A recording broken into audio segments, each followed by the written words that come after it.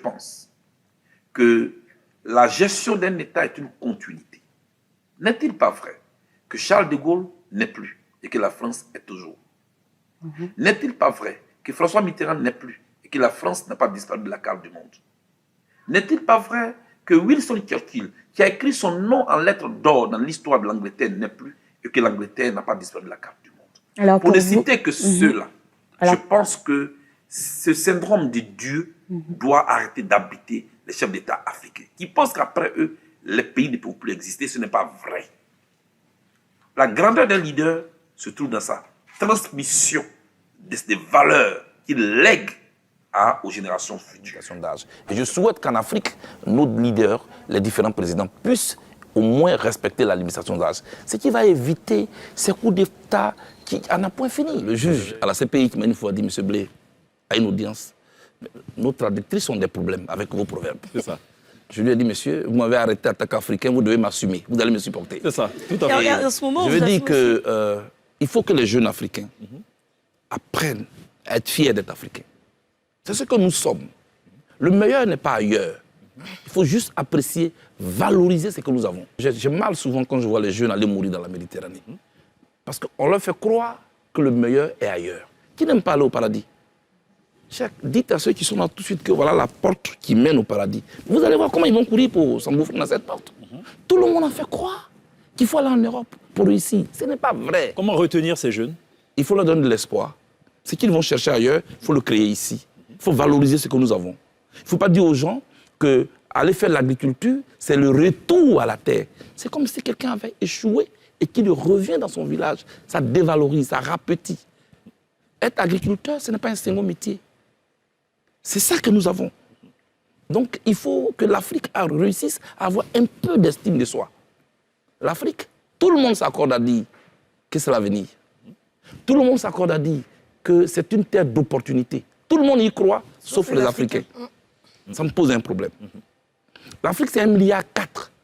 C'est un marché auquel il faut donner un pouvoir d'achat. Par quoi? Parce que nous avons. Et moi, je pense que ces jeunes qui sont là, il faut les encourager à accepter d'être africains. Quand tu t'habilles en africain, on dit « Oh, c'est un gawa ». Ce n'est pas vrai. C'est ce que nous sommes. Et moi, j'ai fait la promotion de l'Afrique. Et quand je vais dans ma petite ferme, c'est un message que je passe. La réussite ne veut pas dire qu'on est dans un bureau. Celui qui a eu la chance d'y aller, ok, on applaudit. Mais celui qui n'a pas eu la chance d'y aller, il peut se réaliser autrement. Voilà mon message que je passe. Je ne trouve pas honnête que les leaders qui font croire qu'ils sont en guerre sur les plateaux ou dans les rassemblements peuvent se parler eux la nuit et ne le disent pas aux populations. Ce n'est pas honnête. Il faut dire aux populations que c'est un jeu. C'est un jeu démocratique. C'est un jeu d'idées et non un jeu de muscles. Et cela me paraît important. On a essayé. Dans ce pays, on a vu ce qu'on a vécu. On ne l'a pas raconté. Avant, on pensait que ça n'arrivait qu'au Libéria ou en Éthiopie. C'est arrivé à nos portes. On l'a expérimenté. Il faut faire en sorte que ce qui est arrivé n'arrive plus jamais en Côte d'Ivoire. Deuxièmement, à la jeunesse, il faut travailler. Ce n'est pas Dieu qui est descendu pour transformer la Chine. Ce n'est pas Dieu qui a transformé le Brésil, ni l'Inde. C'est l'éducation, la formation. Puis régler les rapports avec l'argent. On ne cherche pas l'argent à tous les prix. C'est la connaissance. La première ressource, elle est d'abord humaine. Même l'ordinateur, qui est l'outil le plus accompli, c'est l'homme qui l'a fabriqué. C'est l'homme qui l'allume. Donc je pense qu'il faut inviter notre jeunesse au travail et à donner dos à la facilité. Nous vivons un monde de compétition où on retient seulement les meilleurs. Et moi, j'encourage la jeunesse à se mettre au travail. Parce que demain leur appartient. Il ne faut pas qu'ils soient des Ivoiros pessimistes. À un moment donné, il faut penser à l'avenir. Qu'est-ce que l'Afrique veut être dans le concert des nations? Être toujours un sac au dos? Vivre toujours dans le tutorat? Ou se mettre au travail?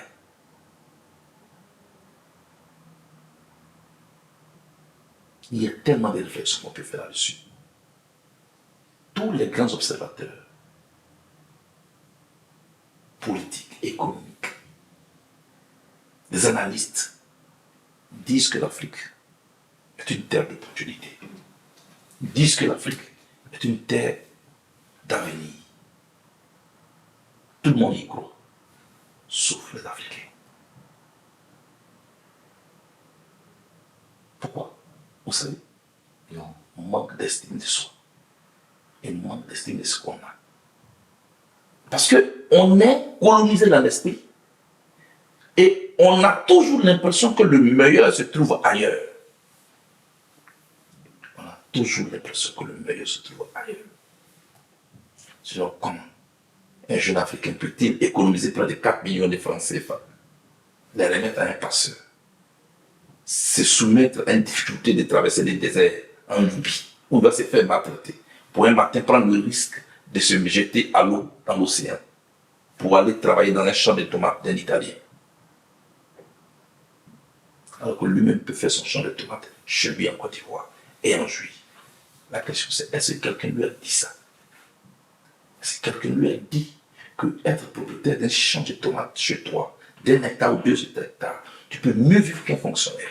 C'est quelqu'un lui a dit, c'est quelqu'un a créé cet espoir en lui. Est-ce qu'on ne lui dit pas qu'être agriculteur est un échec? La jeunesse de l'Afrique est un atout pour l'Afrique. Ailleurs, les populations sont vieillissantes et c'est un danger, et c'est un fléau. Chez nous, nous avons une population active. Comment on capitalise cet atout-là? Tout est une question de vision. Voilà. Ça, c'est bio. Bio. C'est banane pour you. Voilà. Ça, c'est ma dernière récolte avant le 26. Parce que mon premier discours politique, depuis que je suis venu, c'est le 26. J'ai pris 1 an pour observer. Le 26, je porte mes habits d'homme politique. Et je vous parle. On peut parler sans être violent. Et on va parler de la Côte d'Ivoire. Donc j'ai fait ma dernière récolte du mois de novembre, avant le discours. Il y a des activités. Voilà. Waouh. Attends. Mais où il est? Ah, il est ici. C'est mon assistant, hein, en aubergine. Le décrété encore. Le grand premier, c'est mon assistant en aubergine. Où c'est? Voilà. Simplement ça, il faut planter puis tu récoltes. Non, c'est pas difficile. Je ne demande pas de faire des trucs industriels. Chacun a sa petite personne. Vous allez voir comment il y a la guerre en Ukraine. Et puis nous, on a fait ici. Ça veut dire quoi?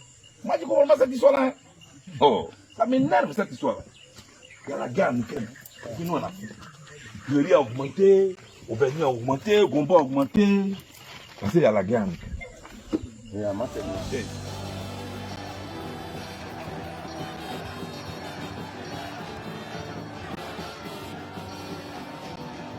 Mini-sommet sur le panafricanisme à l'occasion du congrès du COGEP. Thème: quel panafricanisme face aux mutations mondiales. Samedi 25 novembre 2023 à Abidjan, à la résidence Oinene à 10h. Pays participants: Cameroun, Togo, Bénin, Burkina Faso, Congo-Kinshasa, Congo-Brazzaville, République centrafricaine, Rwanda, Niger, Guinée-Conakry, Mali, Ghana et le Tchad. Afrique, mon Afrique, il est l'heure. Il suffit que tu dises un mot. Tu as dit la terre.